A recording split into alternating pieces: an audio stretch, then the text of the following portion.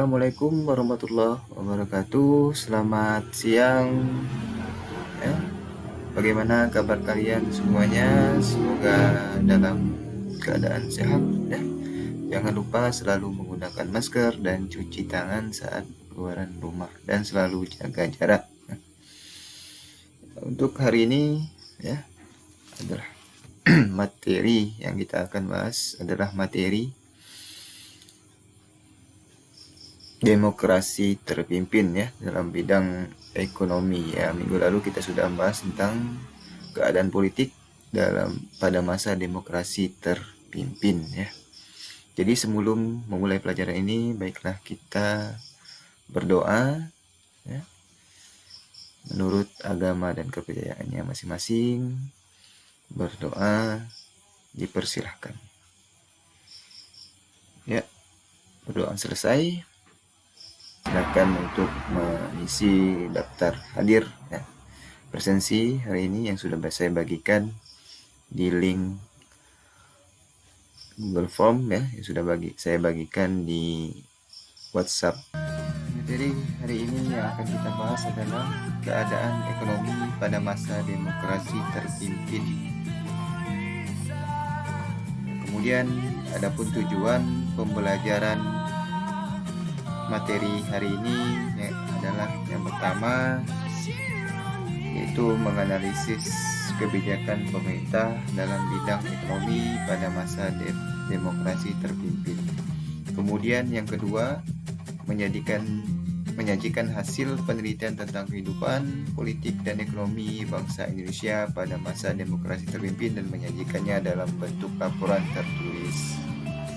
Nah, sebelum saya menjelaskan tentang kebijakan ekonomi demokrasi terpimpin, saya memberitahukan bahwa saya telah membuat beberapa kelompok yang terdiri dari 6 kelompok yang telah saya kirim melalui Google Classroom ya. Nanti kalian akan mengerjakan tugas dalam bentuk laporan tertulis ya. Nanti kalian kerjakan dalam bentuk laporan tertulis dan dikumpulkan pada minggu depan ya. Baiklah, selanjutnya saya akan menjelaskan kebijakan ekonomi pada masa demokrasi terpimpin. Yang pertama adalah pembentukan Badan Perancang Pembangunan Nasional atau Bappenas. Ya, jadi untuk melaksanakan pembangunan ekonomi di bawah Kabinet Karya, maka dibentuklah Dewan Perancang Nasional atau Depernas.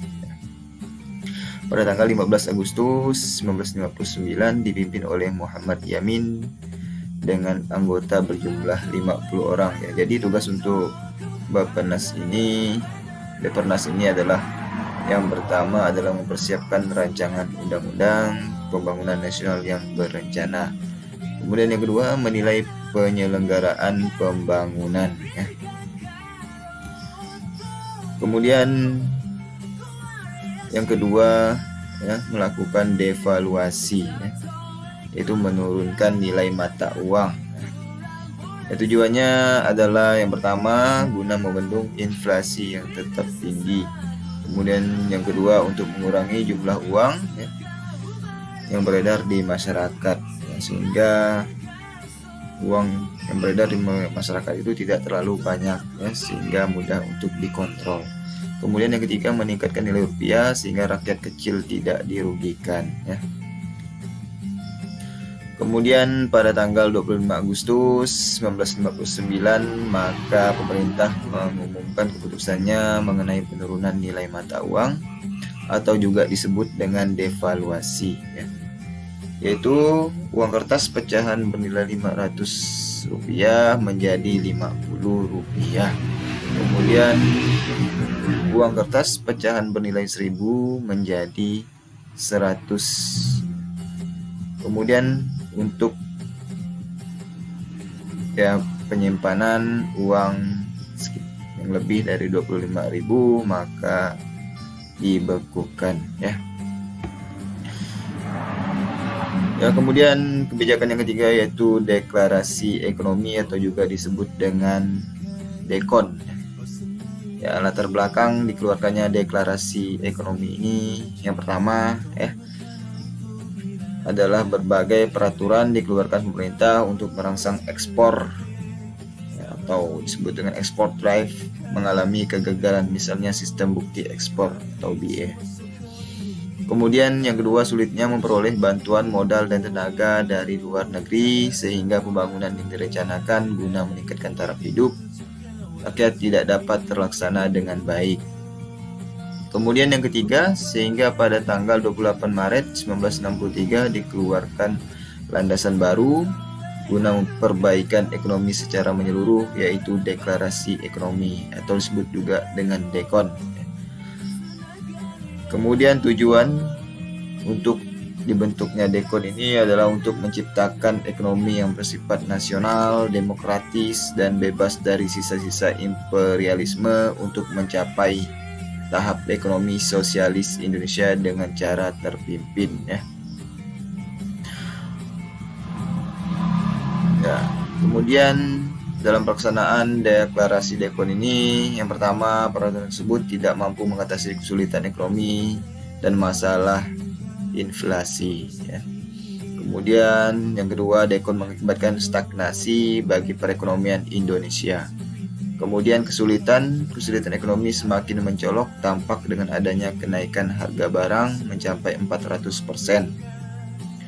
Kemudian yang keempat, beban hidup rakyat semakin berat. Ya, ini beberapa pelaksanaan tersebut ya mengalami kegagalan karena disebabkan berbagai hal ya. Yang pertama ya, tidak terwujudnya pinjaman dari IMF ya, atau disebut dengan Bank Dunia ya, sekitar 400 juta US dollar. Kemudian adanya masalah ekonomi yang muncul karena pemutusan hubungan dengan Singapura dan Malaysia dalam rangka kasih Dwi Kora. Kemudian politik konfrontasi dengan Malaysia dan negara barat semakin memperparah kemerosotan ekonomi di Indonesia.